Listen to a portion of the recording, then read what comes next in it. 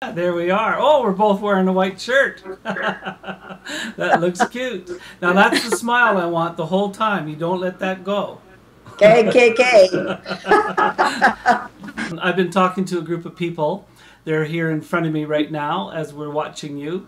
And I've been talking with them about the need to rethink the food that they eat.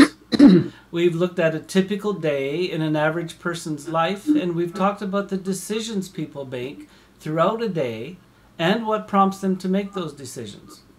In a nutshell, can you give them some opening advice about how they might prevent themselves from becoming diabetic by making better decisions regarding the food they eat? Can you do that?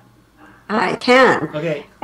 And just to preface that, Jerry, I just want them to kind of know why this is so serious and why it's such a very important issue. Yeah. Because when we store extra fat in the belly, it causes people to become diabetic.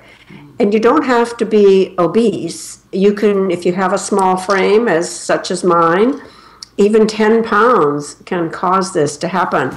I call you think I've got some? Like that. I have to get rid of that? You're doing pretty well there. Yeah. I'll tell you about that later when we're off the air. I call it visceral fat. Visceral fat.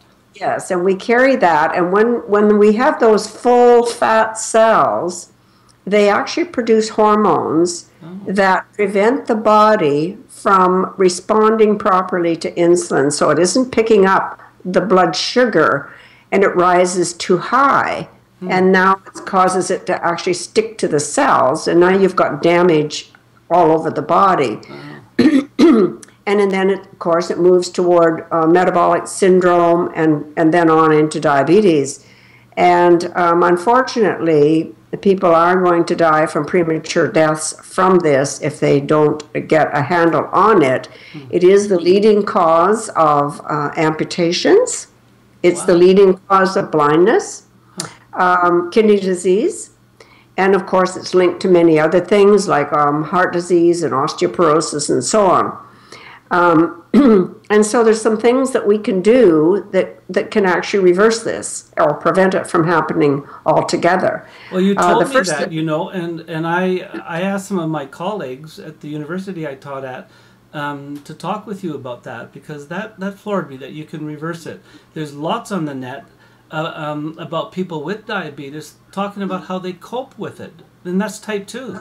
But you're saying it can be reversed.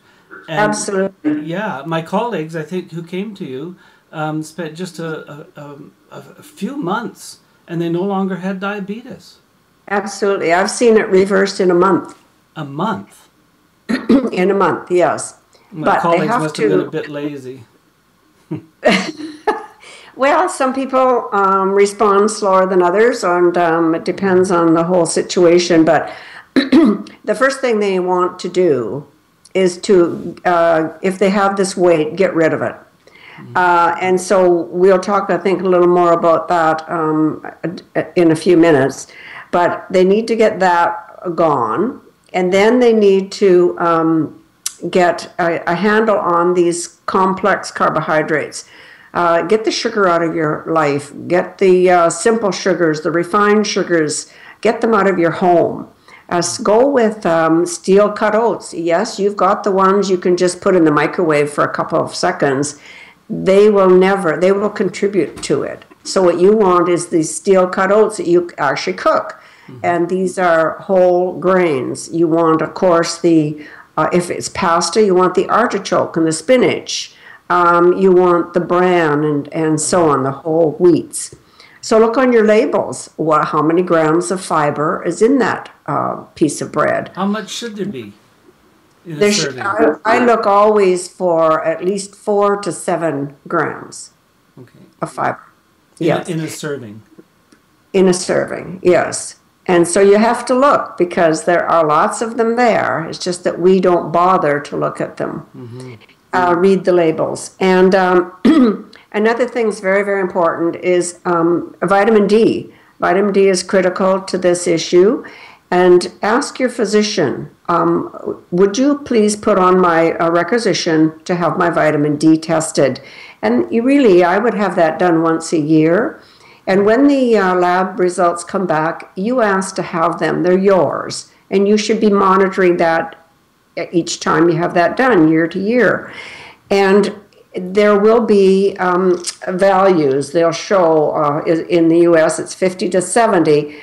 And if it's 50 or 60, no. You say, no, I want to move this up to the highest of the level in those normals. What is it in Canada? Do you know that off the top of your head? Canada is 70 to 200, so I keep mine up around 198. Okay. I'm going to have to ask you to turn your speaker down just a little bit more. I'm hearing an echo. Okay. Is that better? Yeah, I think so. Anything will be better. Okay, go on with the vitamin D. Yes, and vitamin D. And then secondly, you want to get yourself some omega-3 fatty acids from fish oil. And you want to have a brand that find out, you should ask some questions. In the back of our book are the 10 questions to ask before you buy a supplement. And in there, it talks about, look for a company that was able to establish a monogram of purity with the Responsible Nutrition Council. That's very important. That's a formal institute, isn't it?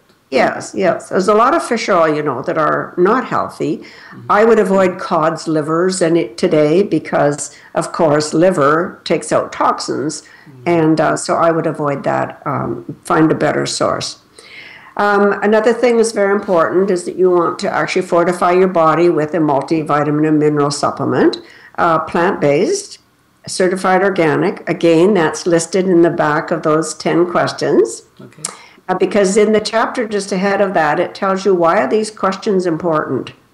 So it isn't just throwing the questions out at you and wonder why I said that, right? And then, of course, another thing that's very important is chromium picolinate. It's just a phenomenal nutrient that is very, very helpful in stabilizing blood sugar. And there's been a lot of talk recently about cinnamon and how cinnamon can also contribute to the helping to stabilize blood sugar. And you can put it on your apple or on your oatmeal or whatever. So I love cinnamon. It's very delicious. I had some yogurt last night before I went to bed because I like having protein before I go to bed, and I sprinkled it liberally with cinnamon. Oh, I sneezed the whole time. Well, that's good as long as it was that wonderful yogurt that is perhaps Greek yogurt that was plain, and yes.